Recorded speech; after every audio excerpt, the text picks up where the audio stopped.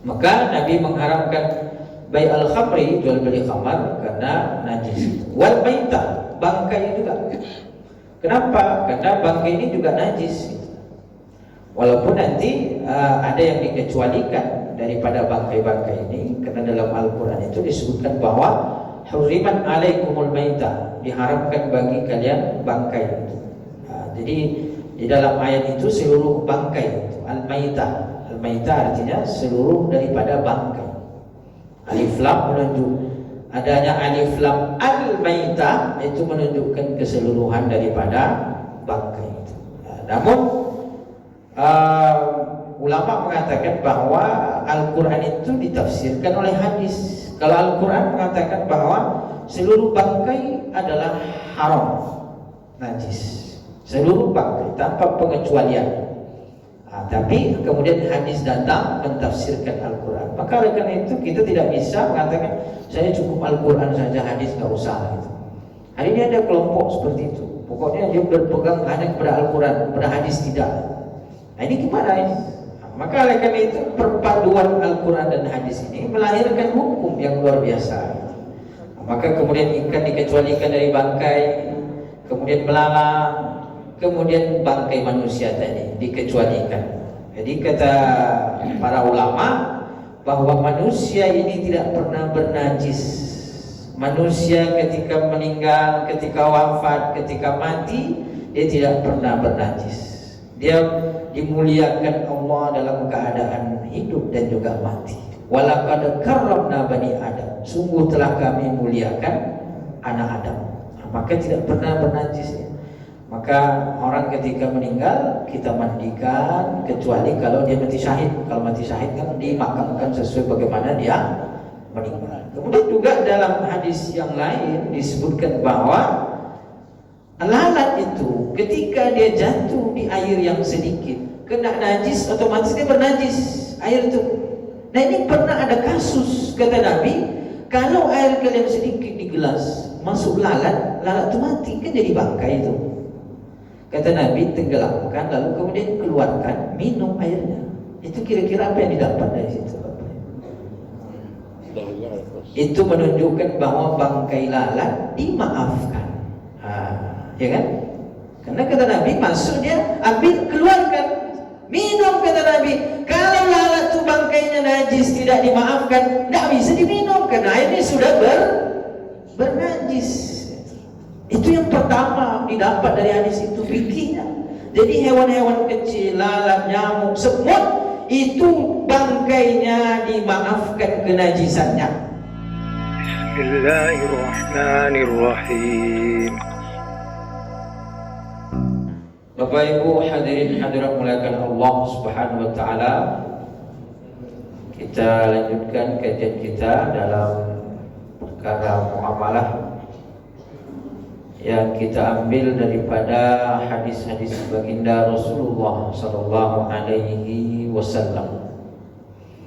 Pada kesempatan kali ini kita membaca sebuah hadis yang berkaitan dengan beberapa hal yang dilarang oleh Allah Subhanahu wa taala, dan juga bagaimana sikap orang Yahudi di dalam bermuamalah atau melaksanakan daripada aturan Allah Subhanahu wa taala. Hadis ini diriwayatkan oleh Jabir bin Abdullah radhiyallahu anhuma. Jadi Jabir ini seorang sahabat Nabi sallallahu alaihi wasallam yang populer, ya. Jabir bin Abdullah. Jadi ada beberapa sahabat Nabi sallallahu alaihi wasallam yang populer di kita karena banyak meriwayatkan hadis Nabi sallallahu alaihi wasallam, seperti misalnya Abu Hurairah, Abdullah bin Abbas, Ibnu Umar. Begitu juga dengan para khalifah ar-Rasyidin, Abu Bakar Siddiq, Umar bin Khattab, begitu juga dengan Utsman bin Affan, begitu juga dengan Ali bin Abi Thalib radhiyallahu anhum ajma'in. itu sangat populer, terutama khalifah yang 4 ini, karena dulu kalau kita tarawih itu pakai itu. Al-Khalifatul Awwal Khalifatu Abi Bakrin radhiyallahu anhu. Nah, itu biasanya seperti itu. Al-Khalifatul Tsani Umar bin Al-Khattab radhiyallahu anhu. Biasanya kalau tarawih 20 itu setiap 4 kali ada itu. Nah, itu untuk memudahkan sebenarnya hitungannya. Tapi sekarang tarawih kita jadi 8, jadi tidak perlu pakai itu lagi kan gitu. Karena kalau 8 kan singkat, tidak akan terlupakan, tidak bingung. Kalau 20 kan banyak, bisa jadi bingung, ini udah berapa nih. Jadi setiap 4, jadi kita bisa menghitung, oh ini udah khalifah yang kedua, ini khalifah yang ketiga. Kalau sudah khalifah yang ketiga, itu berarti sudah rakaat yang berapa tuh? Khalifatul Tsalis Utsman bin Affan radhiyallahu anhu. Rakaat berapa tuh? Apa itu? 15. Itu nampaknya tidak pernah lagi tarawih pakai khalifah. Kalau dulu itu umum gitu, khalifah itu. Itu rakaat yang ke-16 ya. Jadi kalau Khalid sudah ketiga berarti sudah ke-16. Dua lagi, nanti 2 lagi selesai itu. Ali bin Abi Thalib radhiyallahu anhu. Tuh kenapa populer khalifah ini. Jadi tarawih 20, dan yang memulai tarawih 20 ini adalah sahabat Umar bin Khattab radhiyallahu anhu. 20 rakaat. Kalau zaman Nabi sallallahu alaihi wasallam, Nabi salat diikuti oleh para sahabat. Jadi belum tertata atau tidak serapi yang dilakukan oleh para khalifah ar-rasyidin. Di zaman Umar bin Khattab tarawih menjadi 20, zaman Utsman juga menjadi 20, kemudian Ali bin Abi Thalib menjadi 20. Maka oleh karena itu mayoritas ulama mazhab yang 4 itu mengatakan bahwa rakaat tarawih itu ya 20 yang paling afdal tentunya gitu. Artinya afdalnya itu kalau tarawih ya 20 sebenarnya gitu. 23 yang 3-nya adalah witir. Kalau Imam Malik itu rakaat tarawih 36 rakaat itu di Madinah. Kalau Imam Syafi'i, Imam Hanafi, Imam Hambali itu tarawih rakaat tarawih yang afdal itu adalah 23 rakaat. Kalau Imam Malik itu tarawih 36 rakaat. Jadi kalau kita mengacu kepada mazhab yang 4, tidak ada tarawih yang 8 sebenarnya. Itu mazhab terbaru lah gitu. Tapi daripada tidak tarawih kan, daripada indah kata orang kan, lumayan lah ada 8 gitu. Itu terkait dengan khalifah-khalifah tadi. Jadi kenapa dahulu disebut khalifah? Jadi ini untuk membedakan dulu dengan kalau Sunni itu cinta kepada para khalifah kalau Sunni. Tapi kalau orang Syiah itu tidak senang, Bapak Ibu, tidak senang disebutkan khalifah. Jadi kalau sudah disebut Al-Khalifatul Awwal Khalifatu Abi Bakrin radhiyallahu anhu, kalau ada orang Syiah di situ dia keluar. Jadi untuk membedakan mana Sunni dan mana Syiah, karena orang Syiah ini itu tidak senang dengan para sahabat Nabi, terutama daripada Abu Bakar dan Umar, bahkan juga kepada Sayyidah Aisyah radhiyallahu anha. Jadi dia bahkan kalau Abu Bakar disebut, Umar disebut, Sayyidah Aisyah disebut, dia bilang laknatullah, terlaknat katanya. Itu kata orang Syiah. Tapi hari ini yang tergerak untuk membantu saudara kita di Palestina orang Syiah pula. Orang Syiah yang mereka ada perlawanan. Dan kita juga ya sama-sama kita mendoakan saudara-saudara kita di Palestina, mudah-mudahan segera diberikan kemenangan oleh Allah Subhanahu wa taala. Ini sahabat Jabir radhiyallahu anhu, kata beliau, sami'a Rasulullah sallallahu alaihi wasallam yaqulu amal fathi wa huwa bi Makkah. Jadi ketika pembukaan kota Mekah, amal fathi, dan itu dulu terjadi pada bulan ke-8 daripada Hijriah. Artinya 8 tahun Nabi sallallahu alaihi wasallam hijrah dari Mekah ke Madinah. Lalu kemudian di Madinah Nabi berdakwah, diterima oleh penduduk Madinah, termasuk diantaranya adalah sahabat Jabir tadi Al-Ansari radhiyallahu anhu. Terus penduduk Madinah menerima Nabi sallallahu alaihi wasallam. Mereka sangat senang dengan kehadiran Nabi. Mereka tunggu-tunggu kehadiran Nabi. Maka ketika Nabi sallallahu alaihi wasallam muncul, ditunggu lama. Ketika muncul di kota Madinah, maka Nabi dan para penduduk Madinah itu riang gembira. Mereka sangat sangat senang. Sampai terkenalah syair bait sambutannya itu adalah Tola'al badru alaina min thaniyatil wada' wajaba syukru alaina mada'a lillahi da'. Itu apa? Baik untuk menyambut Nabi. Tola'al badru, tola'a al badru. Apa artinya tola'a Bapak Ibu? Tola'a itu artinya muncul, datang, muncul. Al badru, ini rembulan. Jadi ketika bulan itu malam ke-14 kan terang sinarnya. Itulah yang disebut dengan badru, al badru. Kalau ada namanya badru, itu berarti rembulan yang bersinar. Itu bagus namanya kan. Kata orang kan, jadilah engkau seperti bulan purnama, jangan seperti lilin kan ya.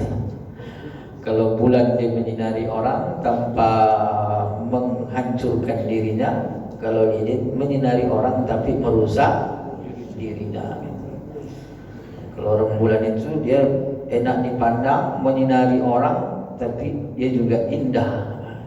Tapi kalau lilin, dia menyinari orang, bermanfaat pada orang, tapi memusnahkan dirinya sendiri. Walaupun sebenarnya dia nggak musnahkan diri sendiri, orang yang membakar gitu, orang yang musnahkan. Tapi begitulah kira-kira kita bermanfaat kepada orang, tapi jangan sampai kita binasa. Bagaimana kita bermanfaat kepada orang tapi juga diri kita selamat. Jadi ada manfaatnya, kita juga selamat. Begitu Bapak Ibu, penduduk Madinah senang dengan kehadiran Nabi. Maka oleh karena itu Nabi di Madinah itu kuat. Dukungan masyarakat Madinah, kemudian dakwah Nabi diterima, disupport oleh penduduk Madinah, sehingga berkembang itu Islam di Madinah menjadi kuat. Bahkan Madinah itu menjadi kota yang pertama itu sesuai dengan pemerintahan Islam. Sehingga Nabi SAW menjadi Nabi, menjadi Rasul, juga menjadi pemimpin di kota Madinah. Dan Nabi SAW di kota Madinah ini, walaupun kuat Nabi di kota Madinah, itu beliau tidak kemudian memaksa seluruh penduduk Madinah ketika itu untuk menjadi Muslim.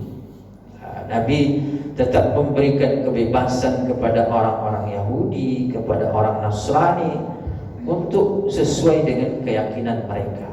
Bahkan Nabi memberikan jaminan kepada mereka.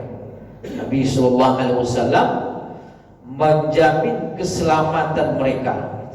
Nah, itu Islam, Bapak Ibu. Jadi kalau Islam yang kuat berkuasa, itu agama-agama yang lain itu terjamin keselamatannya. Bahkan kata Nabi SAW, karena sudah ada perjanjian dengan orang Nasrani, sudah ada perjanjian dengan orang Yahudi yang di Madinah ini, perjanjian untuk saling hidup bersama, saling menghormati, saling bertoleransi. Maka kata Nabi SAW, man adza dhimmiyan, siapa yang menyakiti orang-orang zimmi. Zimmi itu artinya adalah orang-orang non-muslim yang hidup di Madinah, orang Nasrani, orang Yahudi. Kata Nabi, karena sudah ada kesepakatan, sudah ada perjanjian, sudah ada muahadah dengan mereka, artinya harus komitmen. Karena seorang mukmin itu harus dia melaksanakan janjinya, komitmennya itu harus ditunaikan, dan itu adalah perintah Allah. Wa aufu bil ahdi innal ahda kana mas'ula. Tunaikanlah janjimu, laksanakan janjimu, komitmenmu itu akan dimintai pertanggungjawaban oleh Allah nanti di akhirat kelak. Itu pribadi seorang mukmin. Maka orang mukmin itu ketika berkata, dia akan bertanggungjawabkan perkataannya. Ketika dia berjanji, maka dia akan tunaikan janjinya. Ketika dia berikan amanat, maka dia tidak akan khianat. Itu seorang muslim. Maka mestinya di Indonesia ini alhamdulillah rata-rata muslim kan gitu. Maka harusnya yang berjanji itu kita percaya gitu. Kan yang berjanji sekarang ini banyak janji kan muslim juga kan Pak. Jadi kita percaya gitu. Kalau muslim berjanji harusnya begitu. Walaupun ada juga dulu berjanji dia pula yang mengingkari.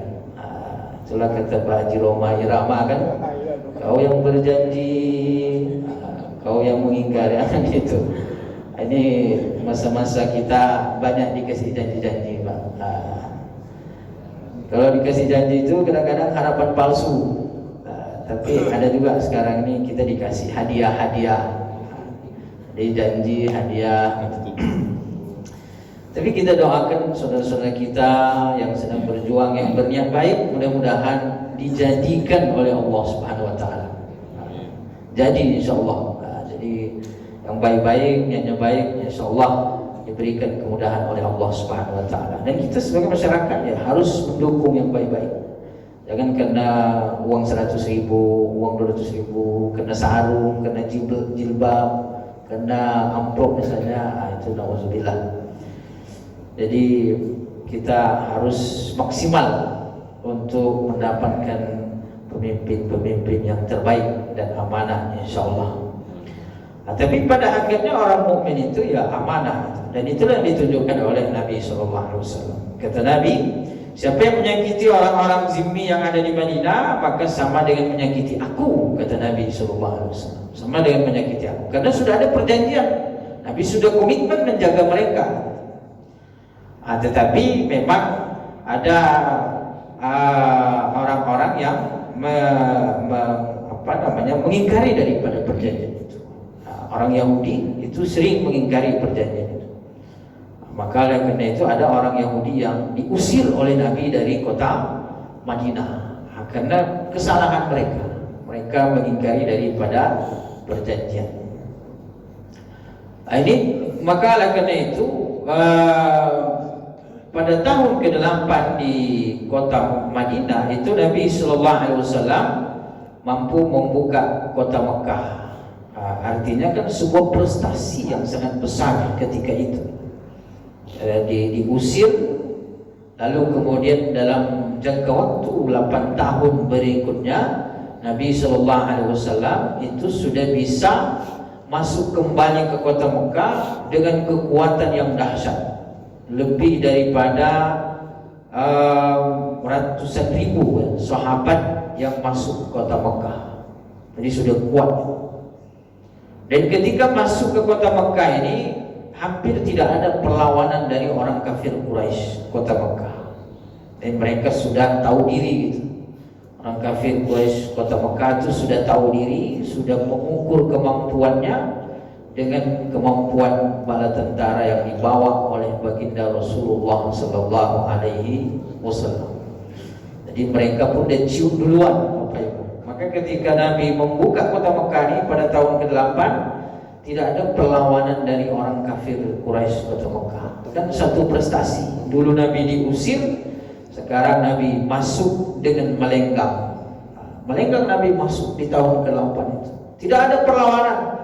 Seluruh penjuru pintu daripada kota Mekah dimasuki oleh pasukan Nabi sallallahu alaihi wasallam, tidak ada perlawanan. Maka Nabi melenggang masuk ke kota Mekah. Itu 8 tahun.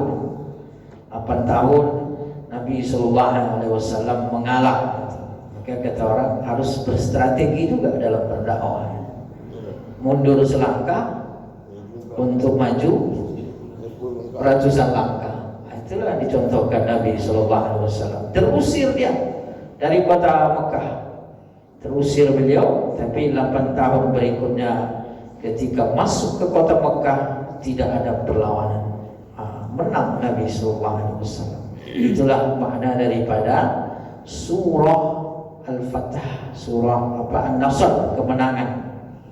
Idza jaa nasrullahi wal fath, ketika datang pertolongan Allah, dan juga Al-Fath, pembukaan, kemerdekaan, pembukaan kota Mekah.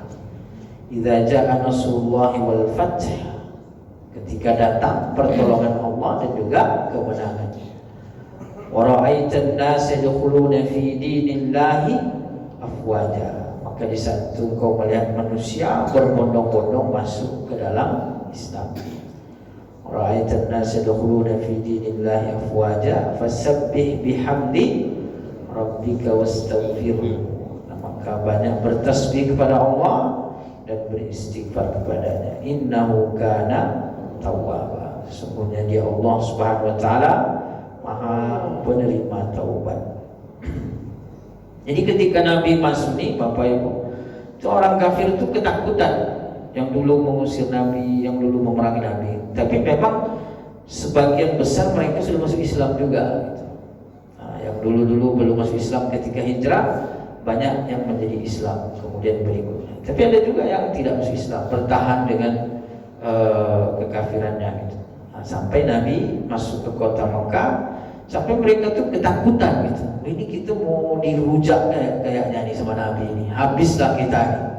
Dulu kita usir, sekarang dia datang dengan kuat. Nah, maka kata mereka ini, al-yawmu yaumul malhamah, hari ini adalah hari kebinasaan bagi kita. Itu kata orang kafir Quraisy. Tapi Nabi sallallahu alaihi wasallam dengan rahmat dan kasih sayangnya gitu, karena beliau membawa misi dakwah. Kata orang kan dakwah itu adalah membina, bukan membinasakan. Dakwah itu merangkul, bukan memukul. Jadi itulah dakwah yang dibawa oleh Nabi sallallahu alaihi wasallam. Jadi tidak berharap orang itu mati dalam kekafiran.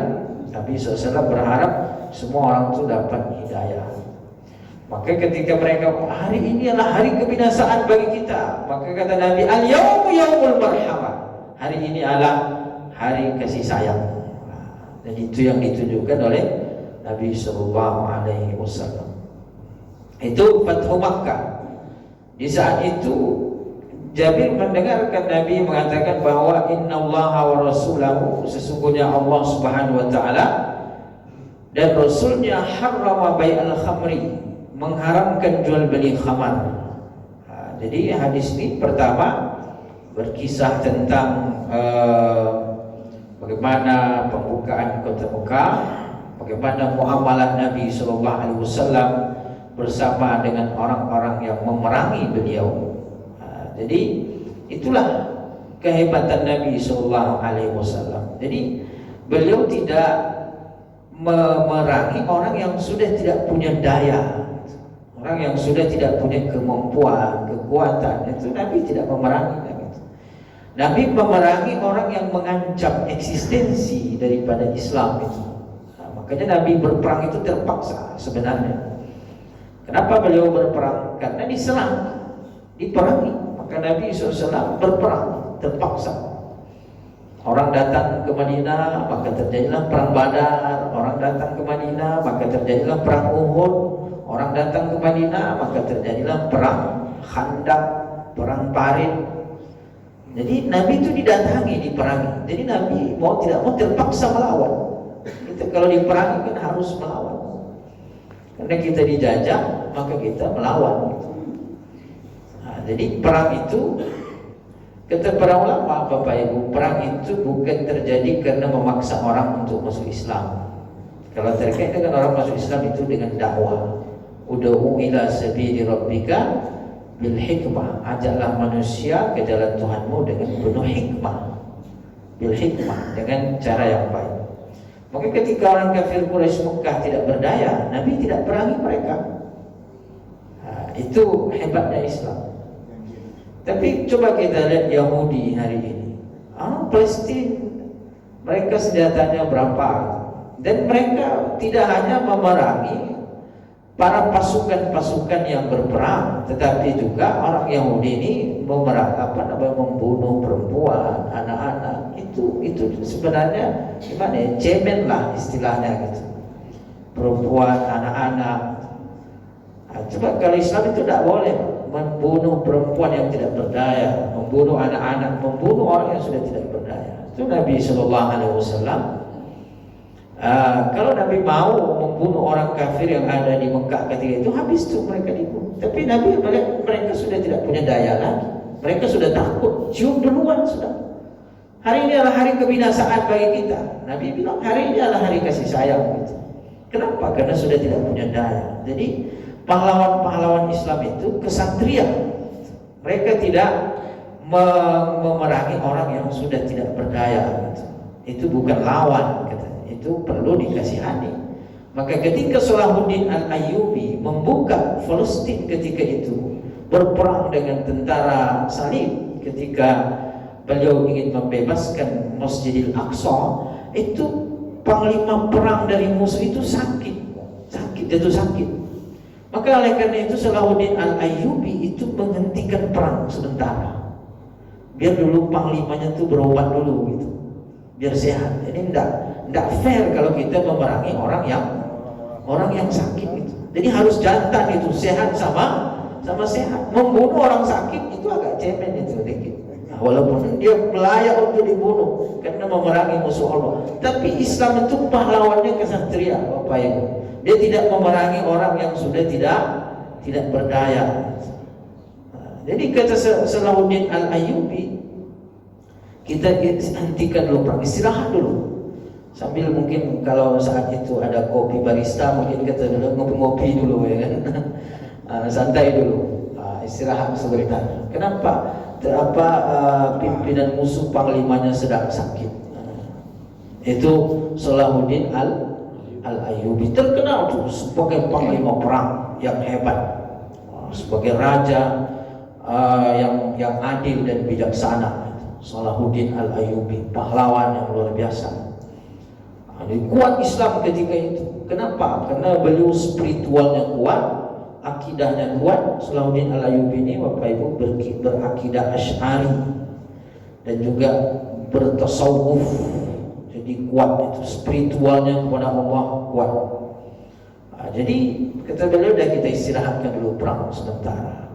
Bahkan tidak sebatas itu. Dokter terbaik yang dipunyai oleh raja ketika itu dikirim untuk mengobati panglimanya gitu.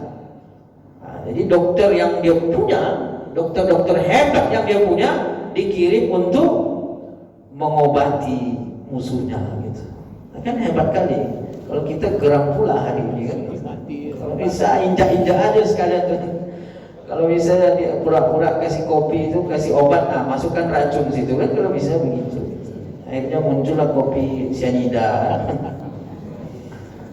Kalau perlu dibunuh secara diam-diam. Tapi Islam tidak begitu. Islam itu pahlawannya kesatria. Mereka tidak membunuh, tidak memerangi orang yang sudah tidak berdaya. Nabi ketika masuk ke kota Mekah melihat orang kafir sudah tidak berdaya, mereka sudah takut, maka kata Nabi SAW, hari ini adalah hari kasih sayang. Tidak ada yang dibunuh pada hari itu.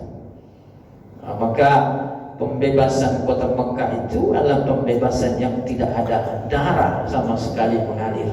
Dan itu yang dicontoh oleh Salahuddin Al-Ayyubi ketika membebaskan Masjidil Aqsa, itu tidak ada darah setetes pun mengalir. Itu luar biasa. Dan Nabi memang mengatakan bahwa la tatamannu liqa'al adu. Sebenarnya kalian jangan pernah berharap ketemu dengan musuh. Maksudnya jangan pernah berharap sebenarnya perang. Yang paling bagus itu adalah damai, tentram, sejahtera. Karena kalau sudah perang ini, ekonomi terganggu, kehidupan terganggu, banyak yang terganggu, Bapak. Maka kata Nabi, jangan pernah berharap ketemu dengan musuh. Tapi kata Nabi SAW, wa idza laqitum fathbutu. Kalau ketemu dengan musuh memerangi kalian, fathbutu, maka bertahan. Jangan pernah lari. Bahkan lari dari perang adalah dosa besar. Kenapa? Karena orang beriman, dia berjihad, dia mati syahid, dapat surga. Itu adalah jalan pintas untuk mendapatkan surga yang istimewa. Apakah dulu pernah diungkapkan oleh panglima musuh ketika berperang dengan Islam, kata mereka, la taqata lana biqaumin ahabbu ilal mauti minal hayat. Mereka, pasukan-pasukan orang kafir ini mengeluh kepada raja-raja mereka ketika berperang dengan pasukan Islam. Apa mereka bilang? Kami ini tidak mampu menghadapi orang-orang yang kematian lebih mereka cintai daripada kehidupan. Jadi pasukan Islam itu lebih cinta mati daripada hidup. Itu pasukan Islam. Makanya di mana-mana perang menang itu. Karena mereka mikirnya totalitas, mati masuk surga, kembali membawa kemenangan, membawa izzah, kemuliaan. Itu dulu, tapi itu kisah-kisah manis untuk dikisahkan. Kalau hari ini sedih kita, habis Palestina dibabak belur kita ya Allah, tidak banyak bisa kita buat. Sedih, cuma bisa berdoa, ya Allah selamatkan mereka. Ada sedikit rezeki, kita bantu mereka gitu. Mungkin produk-produk yang berkaitan dengan itu kita boikot. Ini juga penting Bapak Ibu. Jadi semua produk yang memang keuntungannya kepada Israel atau mendukung agresi Israel atau menyumbang kepada Israel, produknya kita boikot. Dan itu banyak kan? Karena kalau kita memakai itu berarti sama dengan kita menolong untuk memerangi saudara-saudara kita. Paling tidak itu hal-hal kecil, tapi dalam sistem ekonomi Pak, memboikot itu adalah salah satu senjata ampuh. Karena bisa perang itu disebabkan karena ada dana. Kalau sudah tidak ada dana, orang sebenarnya tidak bisa perang lagi. Jadi selagi masih ada suplai senjata, ada suplai makanan, itu orang masih kuat perang. Kalau sudah nggak makan, gimana mau perang lagi kan?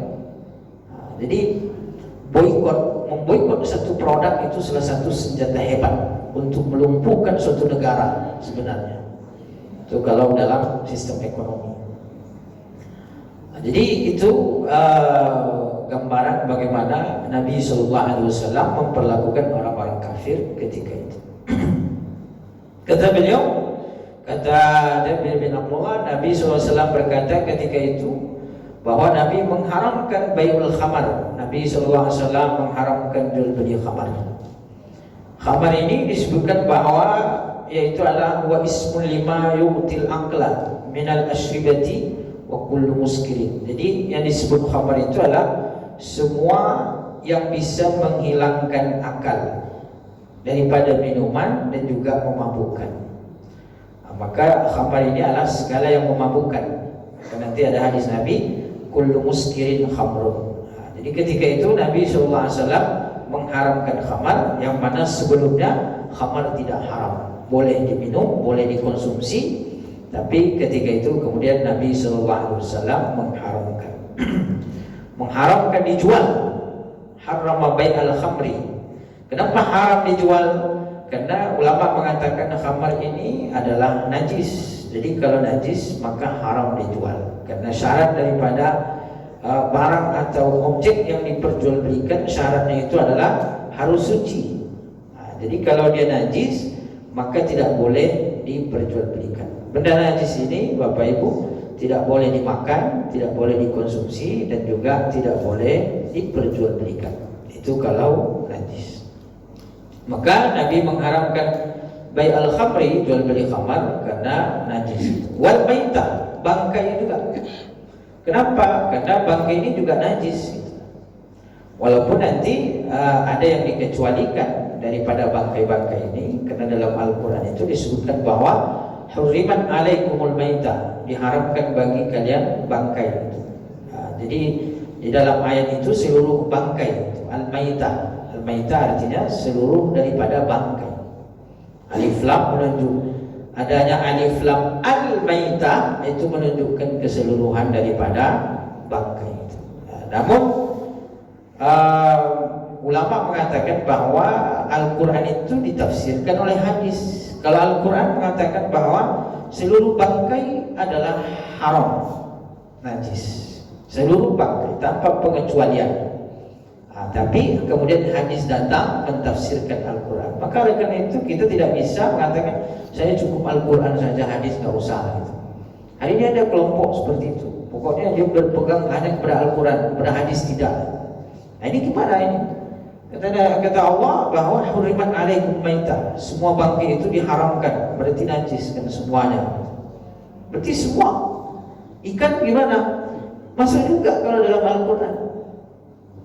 Belalang masuk juga kalau di dalam Al-Quran. Bangkai manusia masuk juga di dalam Al-Quran. Kan kita ini manusia kalau sudah mati Pak, jadi bangkai juga, ya kan? Kita semua pada akhirnya akan menjadi bangkai. Setinggi apapun kedudukan, jabatannya, kayanya, hebatnya di dunia, pada ujungnya semua akan menjadi bangkai. Maka kita ini semua adalah Pak Camat, Pak calon mati. Itu posisi kita semuanya. Semua pada ujungnya akan menjadi bangkai. Dan Allah ingatkan itu. Makanya kalau kita ada orang meninggal kan, apa niat sholatnya Bapak Ibu? Usolli ala hadzal mayyit. Saya sholat kepada bangkai ini. Untung bangkai manusia disolatkan gitu. Kalau perempuan, usolli ala hazihil maitah, aku sholat kepada bangkai ini. Berarti kita ini bangkai nanti gitu. Jadi semua kita akan menjadi bangkai. Dan itu menguatkan bahwa kita ini pada ujungnya akan menjadi bangkai. Kalau sudah bangkai sudah tidak ada lagi arti apa-apa gitu. Cuman karena kita agak kasar bangkai itu, karena untuk hewan-hewan, maka kemudian kita agak lembutkan sedikit menjadi mayat. Mayat ya halusnya itu kan dari mayat sebenarnya itu. Mayat ya, mayat kan bangkai itu. Atau misalnya jenazah. Bahkan kita bedakan antara hewan dengan manusia. Kalau manusia wafat, meninggal. Kalau hewan mati, modal, mampus itu. Tapi kalau orang coba kita bilang mati si fulan, itu kasar kan gitu. Tapi kalau Al-Quran itu sorry, jelas mengatakan itu kullu nafsin dha'iqatul maut, setiap yang bernyawa pasti akan mati. Jadi sebenarnya kalau mau mengena, lebih mengena pesan-pesan Allah itu biar menjelaskan tentang hakikat siapa kita nanti, biar lebih menyadarkan. Kan kadang-kadang orang lupa itu akan kembalinya nanti menjadi bangkai, sehingga dengan kekuasaan dia menjadi lupa, dengan harta dia menjadi lupa, dengan jabatan dia menjadi lupa. Maka pesan-pesan Allah itu kadang-kadang perlu diterjemahkan sesuai dengan maknanya. Mati Suatu hari kita akan mati, suatu hari kita akan menjadi bangkai. Jadi kalau dalam Al-Quran Bapak Ibu bahwa seluruh bangkai itu adalah haram, najis. Tapi inilah fungsi hadis Nabi SAW. Kemudian di situ ada hadis mengatakan bahwa kecuali bangkai ikan dan juga bangkai belalang. Maka alhamdulillah ikan-ikan yang ada di sungai, di laut itu tidak perlu kita sembelih. Itu memudahkan. Jadi dia tidak menjadi bangkai walaupun tidak disembelih. Begitu juga dengan belalang, tidak perlu disembelih. Walaupun saya sendiri belum pernah makan belalang. Ada Bapak Ibu yang pernah makan belalang? Ikan belalang apa? Jadi itu dikecualikan dalam hadis. Maka oleh karena itu perpaduan Al-Quran dan hadis ini melahirkan hukum yang luar biasa. Maka kemudian ikan dikecualikan dari bangkai, kemudian belalang, kemudian bangkai manusia tadi dikecualikan. Jadi kata para ulama bahwa manusia ini tidak pernah bernajis. Manusia ketika meninggal, ketika wafat, ketika mati, dia tidak pernah bernajis. Dia dimuliakan Allah dalam keadaan hidup dan juga mati. Walaqad karramna bani Adam. Sungguh telah kami muliakan anak Adam. Maka tidak pernah bernajis. Maka orang ketika meninggal kita mandikan, kecuali kalau dia mati syahid. Kalau mati syahid kan dimakamkan sesuai bagaimana dia meninggal. Bahkan Nabi SAW tidak membiarkan mayat-mayat orang kafir bergelimpangan. Nabi menguburkan mayat-mayat daripada orang kafir. Nah, itu manusia. Bahkan ketika Nabi sedang duduk bersama dengan para sahabat, lewatlah jenazah orang Yahudi lewat. Lalu kemudian Nabi berdiri.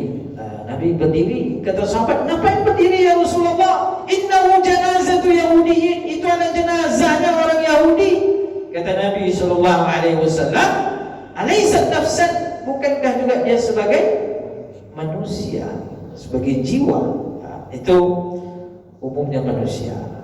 Kemudian juga dalam hadis yang lain disebutkan bahwa lalat itu ketika dia jatuh di air yang sedikit, ini sedikit nih, nggak banyak, ini sekali teguk habis nih. Tapi bersyukur dapat minum lah gitu. Terima kasih kepada yang sudah menyediakan. Insya Allah dapat pahala gitu. Saya minum puas, dia menyediakan dapat pahala insya Allah. Jadi ini sedikit nih, tidak sampai 2 kula gitu. Kalau 2 kula kan 200 liter gitu. Nah ini tidak sampai nih. Jadi kalau tidak sampai 2 kula, kena najis otomatis dia bernajis air itu. Nah ini pernah ada kasus kata Nabi, kalau air kalian sedikit di gelas masuk lalat itu mati, kan jadi bangkai itu. Kata Nabi, tenggelamkan lalu kemudian keluarkan, minum airnya. Itu kira-kira apa yang didapat dari situ? Itu menunjukkan bahwa bangkai lalat dimaafkan. Ya kan? Karena kata Nabi, masuk dia, ambil, keluarkan, minum. Kata Nabi, kalau lalat itu bangkainya najis, tidak dimaafkan, tidak bisa diminum karena airnya sudah bernajis. Itu yang pertama didapat dari hadis itu, fikihnya. Jadi hewan-hewan kecil, lalat, nyamuk, semut, itu bangkainya dimaafkan kenajisannya. Akan memudahkan hidup kita. Tapi orang melihat hadis ini jorok katanya. Ini kan lalat. Masalah mau diminum atau tidak itu urusan masing-masing, Pak. Kalau masuk situ lalat, buang mau diminum itu terserah. Mau diminum atau tidak itu urusan masing-masing, ya kan? Yang sanggup minum, minum. Kalau kopinya harganya 70.000, ya sayang juga dibuang kalau cuma 1 lalat yang masuk kan gitu. Tapi kalau 3 lalat yang masuk, ya mulai mikir-mikir juga gitu. Apalagi yang masuk tuh lalat hijau, ya kan. Tapi bukan persoalan masalah minum dan tidaknya saja, Bapak. Itu menunjukkan bahwa bangkai lalat, bangkai nyamuk, bangkai semut itu dimaafkan kenajisannya. Itu terkait dengan bangkai. Wal khinzir, yang diharamkan juga khinzir. Wal asnam, berhala ya. Nah di sini ulama ada yang mengatakan bahwa di sini asnam ini maknanya adalah seluruh patung gitu. Maka ada ulama mengatakan bahwa patung-patung itu tidak dibolehkan. Tapi seperti si Yusuf Qaradawi mengatakan kalau patung untuk mainan itu masih dibolehkan, boneka-boneka itu dibolehkan. Dan juga ulama mengatakan kalau patung untuk mengenang masih dibolehkan gitu. Tapi sebagian ulama mengatakan itu patung adalah haram. Kenapa? Karena patung ini kan berdimensi ya, berbentuk makhluk. Dan ada hadis Nabi mengatakan siapa yang menggambar makhluk maka nanti akan diminta oleh Allah meniupkan ruh ke dalamnya dan tidak akan mampu dia gitu. Jadi masalah patung ini khilaflah di antara para ulama. Tapi memang bagusnya kita menghindari patung-patung yang tidak dibutuhkan gitu. Seperti sekedar untuk hiasan, patung sekedar untuk aksesoris, itu sebaiknya kita menghindari gitu. Kenapa? Karena kecuali boneka mainan anak-anak itu dibolehkan. Penjual baju, penjual pakaian biasanya ada patung-patungnya, itu tidak masalah gitu. Diboleh, dikecualikan gitu. Tapi patung yang tidak dibutuhkan, itu sebaiknya kita tidak menaruh di rumah kita. Karena pernah juga ada hadis Nabi SAW bahwa malaikat itu mau masuk ke rumah Nabi tapi tidak jadi masuk. Kenapa? Karena ada patung di depan rumah. Tapi jangan pula ada berniat kalau gitu halangilah malaikat mau dengan patung. Buat patung depan rumah besar-besar biar malaikat Israel tidak masuk. Itu yang tidak mau masuk itu Bapak Ibu adalah malaikat Jibril. Kalau malaikat maut tidak ada pertimbangan masalah patung. Iya Pak. Pokoknya tiba masanya mati, meninggal, itu ajalnya sudah sampai, mau patung berjejer depan rumah tetap malaikat Israel juga nggak masuk. Itu yang bisa kita kaji pada pagi hari ini. Barangkali ada pertanyaan di sini.